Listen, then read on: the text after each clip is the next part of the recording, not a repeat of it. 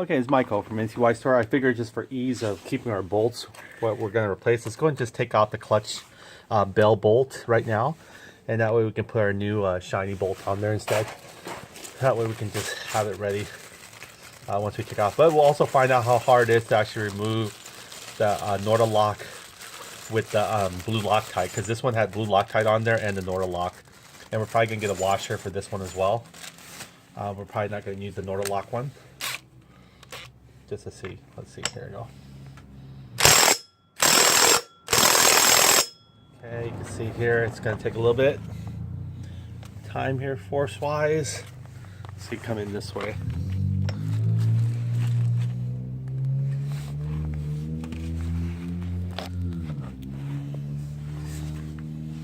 So I'm hitting with an impact. 17mm impact wrench. Hold the wheel. There we go. Spinning. Not that bad. Nothing any different. But let's see how much the Norda lock digged into our clutch bell bending here. There we go. Wow, it came separately apart. And you can see it didn't do too much. I mean, you can still see where the Norda lock made his paint scrape on of our bending one. So it's not too bad. All right, so let's go and replace this beat up bolt here with our new golden one. So get a new one right here, and we're also going to need a new washer as well. We're going to not use the Norda lock, we need the washer as well. And again, we're not going to put blue Loctite on it yet, but we will need a washer. Let's see, where's all our washers set up here? This might be it. I believe this might be this one right here, the biggest one. Or could it be actually bigger? So it needs a bigger one than this one. Well, bigger than 3/8. So we'll have to get it from our other stash. Here we go. Fishing this guy out. I think it might be one of these guys here. So let's see which one of these guys will fit perfectly in there. You notice there I also saran wrapped this and taped it up. I think it's a little bit better than shoving cloth in there, even though it's lint free. That way you can just get a good seal on it, especially when you're doing a lot of things around the engine area. Cloth might not help protect as well as a good saran wrap and some clear tape. So you can expect it. It's been wrapped around tightly in there, just like a factory sealed would have been. Before we put even the spark plug area there, I kind of sealed it, especially our exhaust. Then our intake manifold. So those are the 3 open holes right now currently being exposed. And you want to make sure those get sealed off. All right, let's look for which one. Might be this guy right here. Possibly. More than likely. So let's line them up with a bolt hole. Yeah. This is probably D1. I think we did that one. So it's going to be pretty much coming out this way. Let our teeth there be able to grind it or serrate it surface here. Let it grind this top part, and that should be it. Again, we're not going to put blue Loctite on this because we're going to eventually take it off again to be able to install our 1,000 clutch springs. So just going to wipe it out.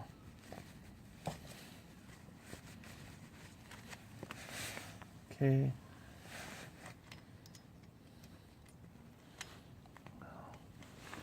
See, make sure it doesn't get cross thread. There we go. Let's go and hit that bad boy with impact again and tighten them down. Again, you want to torque these to about 35 foot-pounds. We're going to do it more with the threads coming out. There we go. So he's good there. Perfect. So that looks nicer than what it had before here.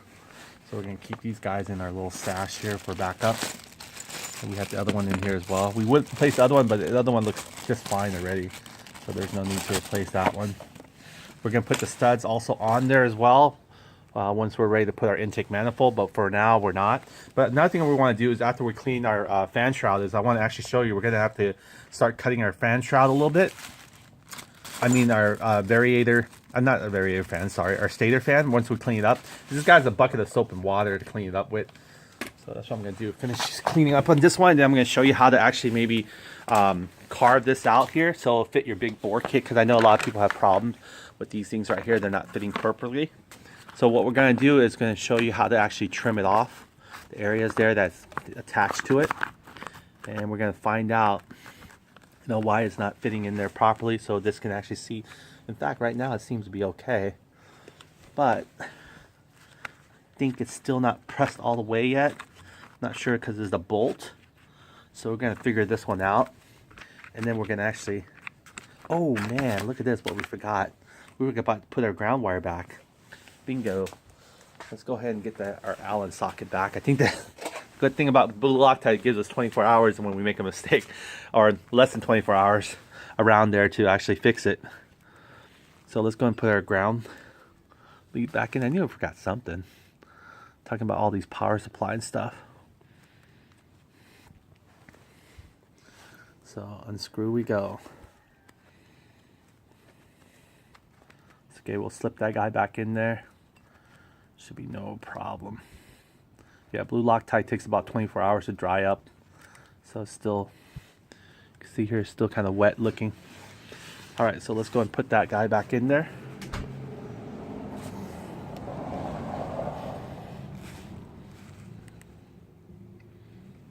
There we go.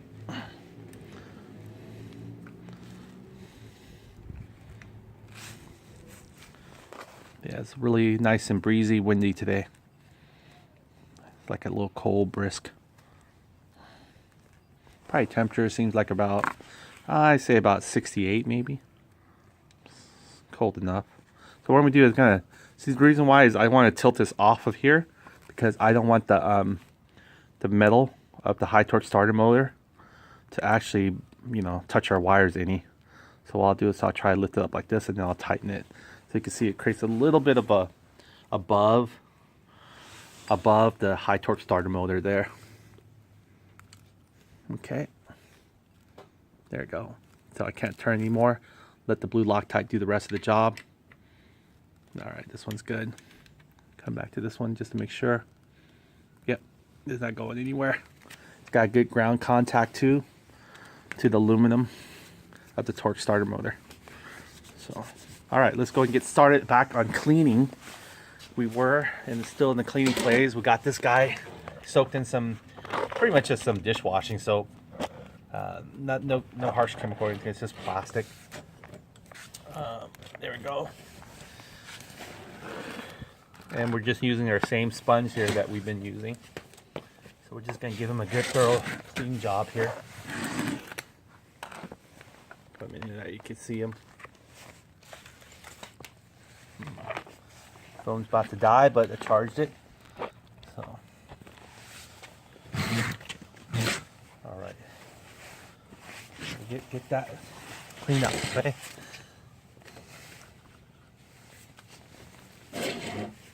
Easier for me to come down level here. All right, see there? Just soak. You want to get a lot of suds, you know what I mean? Get some warm water and some soap.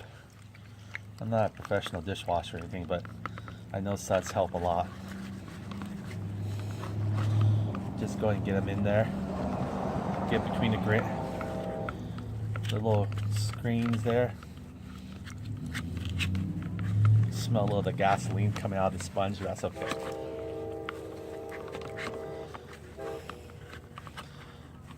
Now we're not going to need to leave this overnight. We're just going to go ahead and rinse this, get it dried up, and get started. So you want to get all through the little crits of the fins area.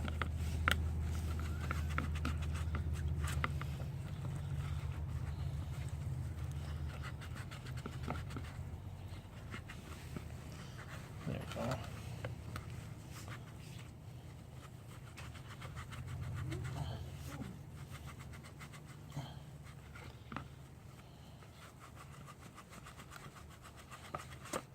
There you go. I'll just get all that through that little fins.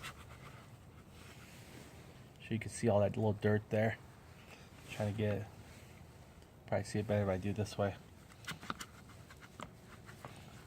Just kind of move it.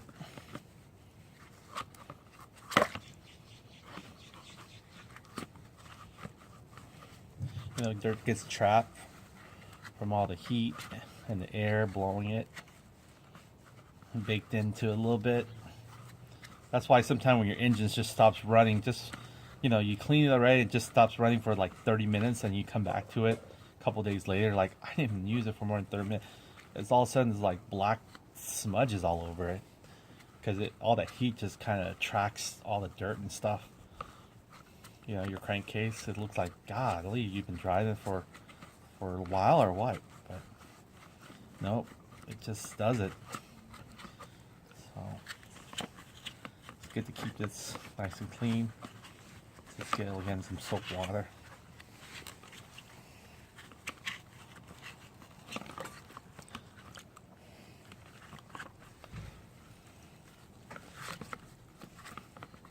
All the fins there. We'll put that back onto the bolts. Put some blue Loctite, of course, because these things will vibrate.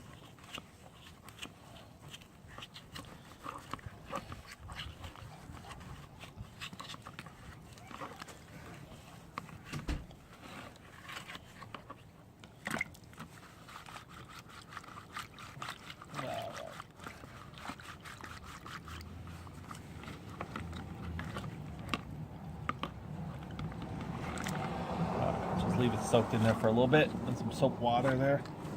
Hopefully break out a little bit more smudge. In the meantime, get that sponge dry on top. In the meantime, let's go ahead and get started on seeing where we can actually pretty much what do you call that? Grimsel, the area that we need to get this fan shroud to actually fit a little bit better. So once we start preparing everything to close down. So we don't have to worry about the fan shroud here. This part here, that's not going to need to be adjusted anyway. The only thing we might, maybe, let's see. I don't think so. This one actually fits just fine the way it normally standard is. It's just these two right here that doesn't clamp down when you have a big bore kit installed. So we're going to find out what's holding it back and how we can actually get that corrected. So let me go ahead and get this tilted. Saran wrap and all, huh? Yeah, we don't want to shove dirt into it. So this one right here goes in the bottom. You can see here. This one's where your exhaust comes out. Big huge gap there, prevent it from burning. Okay. So this one gets bolted here. Let's go and take that 8mm out. We're going to need to bring it anyway, because I believe for the bolts on these ones, they're going to be the plastic screw ones. So we're going to go and screw those on there as well. Then we're going to see how far or how off we are in needing to Dremsel a certain area.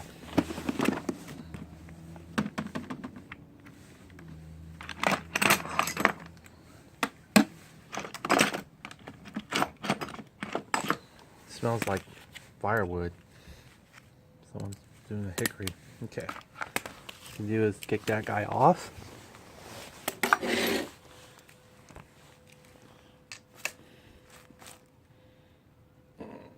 Oh man, I got this pretty tight on there.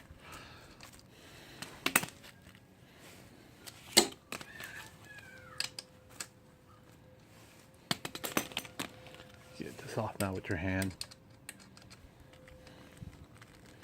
Okay, this is one of the bolts that holds the plastic. So we get this off here in preparation for it. It's not long enough where it goes through to the very or anything like that, but it does come out a little bit peeping out.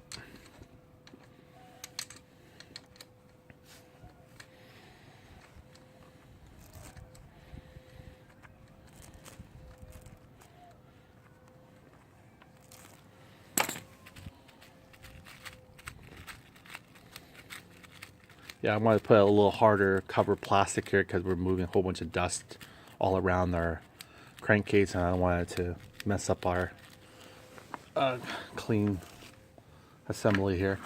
Okay, so now we got that removed, so we're going to go and try to place this here and see where it kind of See, this one backs out a little bit. I'm not even sure it'll fit. I ordered the 139 one because I can't find the 150 rubber sealant that goes around here with the valves.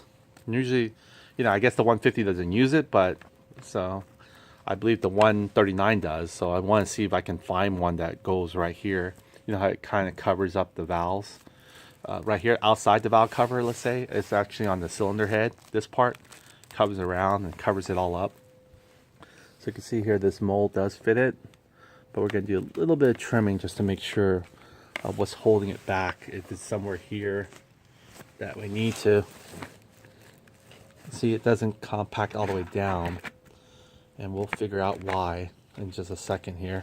Maybe we can actually have to, maybe we have to chisel this area or something, because it doesn't seem like it wants to clamp down yet all the way. And there seemed like to be a lot more space here that it could definitely guide itself down. So we're going to see what's really blocking it from the inside.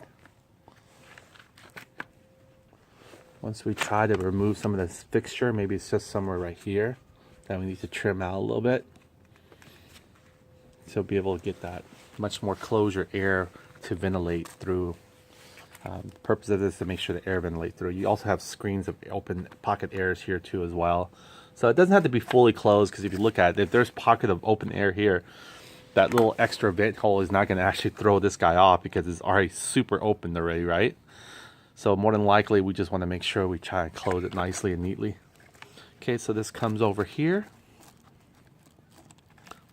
Once we assembled it on, let's see here. This comes where the bolt was that we just took off for it. Nope, crushing it here. This needs to come forward. There we go. Come forward and go backward. A little tricky. Come forward and go backward. Interlock here. So I can get a better camera angle here.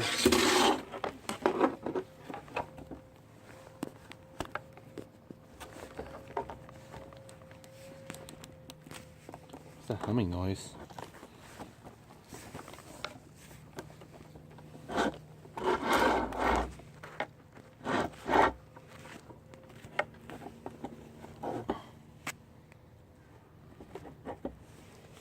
Okay.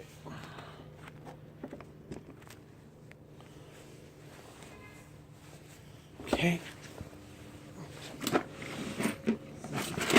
Let's go ahead and put that guy on here. Again, this is a 232, so it might be totally different than what we had previously was a, but I think the length of it should have been the same. Unless something else is blocking here that I'm not aware of. But I think it's about right. Maybe that little extra saran wrap, huh? Alright, so ooh. Maybe this corner here. Sure. Yeah, see, this one's coming. Got this guy here about to close up. So this one's coming okay.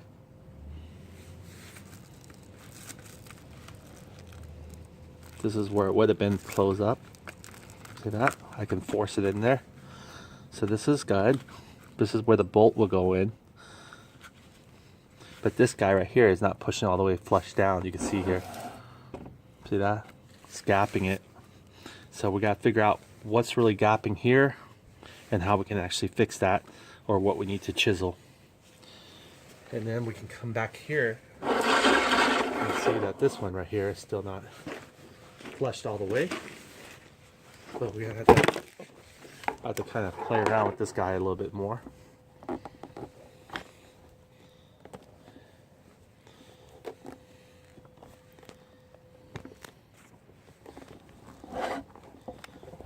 See if I can get this camera here to stabilize.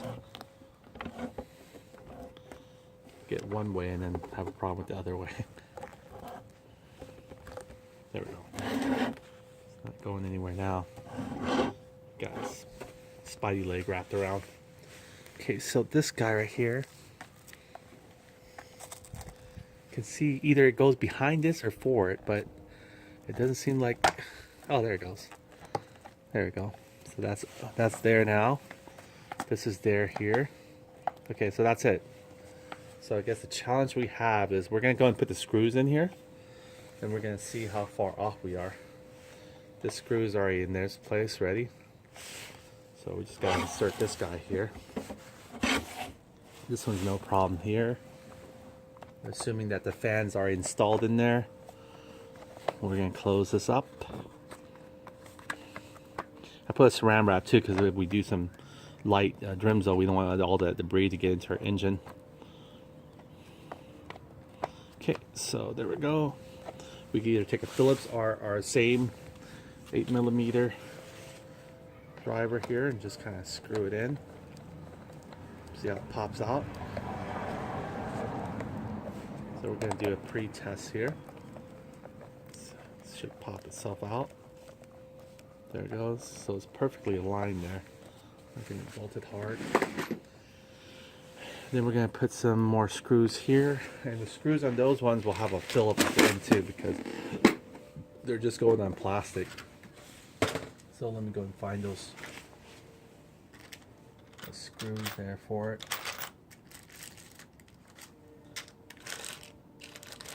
I think these are it. Yeah, they look like that. They have little Phillips too as well. They're plastic screws. They don't have the same 1.25mm thread size as our metal screws or our crankcase screws. But these will drive these guys in here. Okay, let's get the other one in here on this side. Drive them in. Because we really want to get it accurate. You can actually do this by hand. Doesn't take a lot of torque on these guys. Just holding the plastic covering on there. Okay, so we got these two guys in there, this two in there, and this one will take its own screw here. This one will probably take a good size one too in there. So it's probably gonna take one of these ones, which we'll probably be able to maybe replace with the Allen screws. But it's gonna be a little bit, we need a little bit longer. So we're gonna put these two guys in there. It's like the same as the valve cover screws. There's one over here on this side.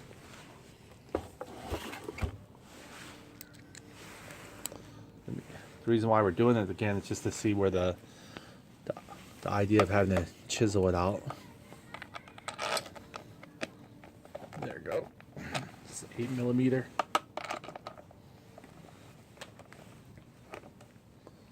Is it on there? Or is it just spinning? I think it's on there. Yep. There we go. Give it a good tight, just hand tight.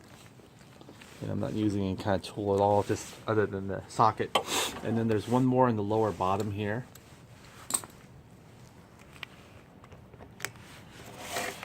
Opposite direction, right there. I want to make sure. I have to wiggle this a little bit. Just to make sure it gets in the groove. There it goes.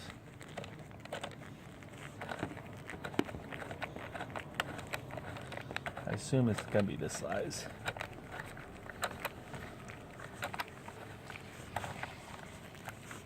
Oh, actually, this is too big.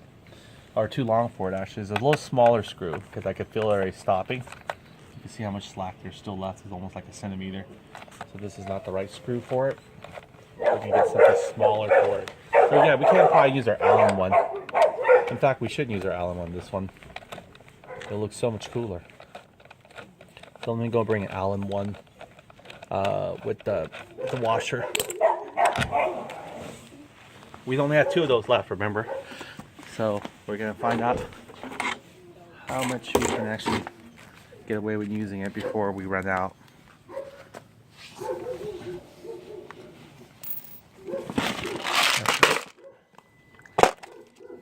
So we'll be able to use this. So, I mean, this might be too small because again, it was only a centimeter left, right? So this is almost like half the size. So unfortunately, this might not work. So yeah, this one works not work. My mom's asking when am I gonna be done. Almost done, Mom. Oh, it's cold. Alright, so I'm gonna go ahead and put the washer here. Yeah, so this won't work. We'll just have to go get the regular hex bolt for it again. So let me go and try to get that hex bolt from my stash here. Or is it?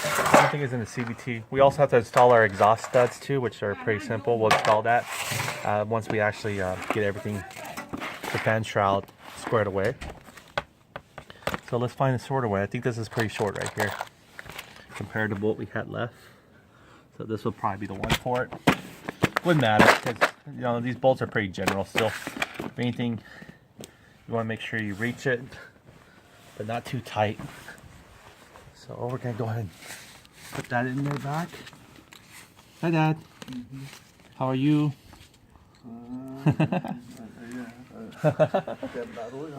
Not really, but what happened was a blown head gasket. You must see a gasket also. You redo it again, it's no problem. It's already done now, clean up again. A lot of carb buildup. Alright. Yeah, parents just wants me to get this project done already. Me too. I look forward to enjoying rides and doing a lot more motor vlog. Those would be the fun part, right? But souping it up is also fun too. Alright, so here we go. Life is nothing but a good process. You gotta enjoy it. Yep, gonna miss my parents. They're leaving for Cambodia again. That's where we're from. I migrated here when I was about 6 or 7 or 8. During, I think, the Vietnam takeover, 1983. You guys can probably guess my age a little bit. Actually, no, I came here when I was very little. Maybe about 3 or 4. Because I remember my mom carrying me over. Alright, so this is already done. I didn't really need to torque it, but I did. Alright, so let's go put the other side screw on there as well that we took off. It was right here. This is a little longer. But we really want to get a feel for how much, you know, area there that we're not seeing. So let me go and put this back here. Get locked in position.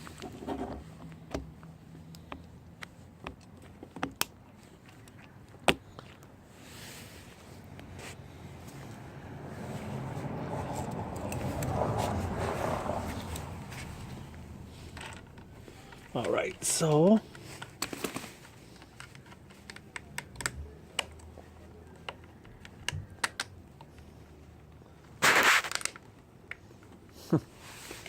all right, there we go. Good extension, you can see everything.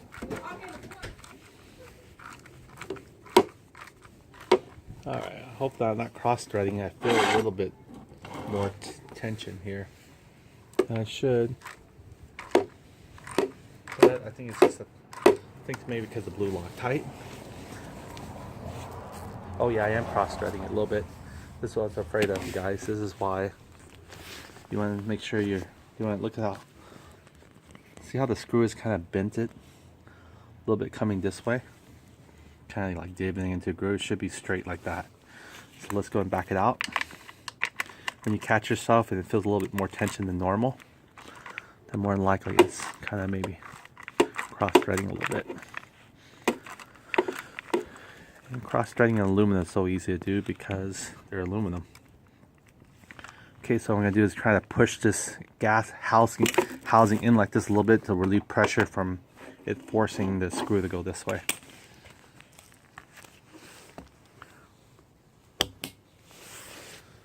Alright, so you can probably see it from this angle. Okay. Relieve the pressure from this guy.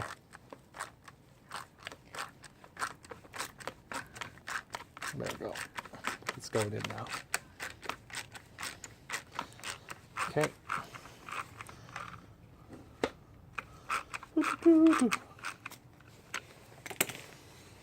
Alright, so we got this close and clamp. Alright, so our biggest challenge would be is trying to get this V shape to close up. This seems to be okay. I mean, If you look at this area here, and if you look at the top part, you can see there's no bumps or any dips or anything that we need to worry about. It goes in pretty smoothly. I mean, once we put a little bit more pressure here on the intake manifold, it will force this down a little bit more. But what we're really wanting to do is make sure that it's not only just does it, but it stays well.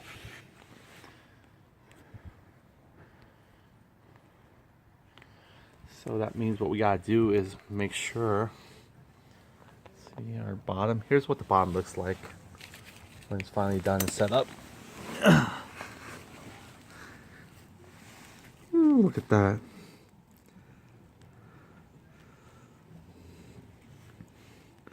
See all this little ventilation, you know, plastic here, and you have all your heat sink aluminum housing there.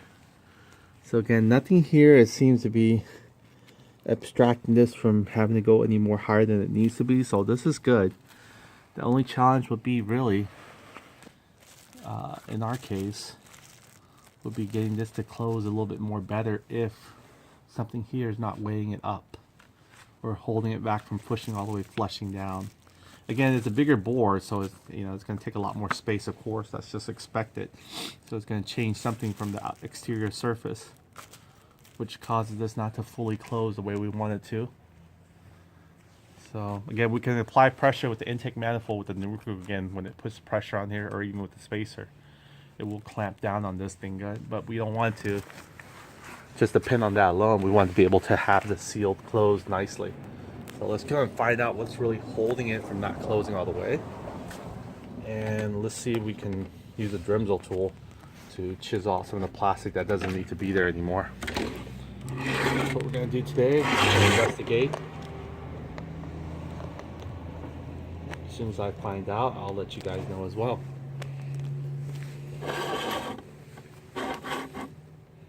See right there. So what's causing this guy to not all the way come down? So more than likely is an oversized big bore, of course. That's given. But what can we do to correct it? Do we need to cut something out here, or even cut out here entirely? But if we cut out something here entirely, that would defeat the whole purpose of having a closure here. I mean, we could take a hot iron and, you know, maybe a heat gun and really heat this up maybe, but I don't think it's gonna really get soft enough for us to stretch it like it was, you know, a heat shrink tube or anything like that. So let's find out. Let's go ahead and get this guy off a little bit up and see if there's inside there's any kind of mechanism that we need to cut or trim. And the only thing I can see might get in the way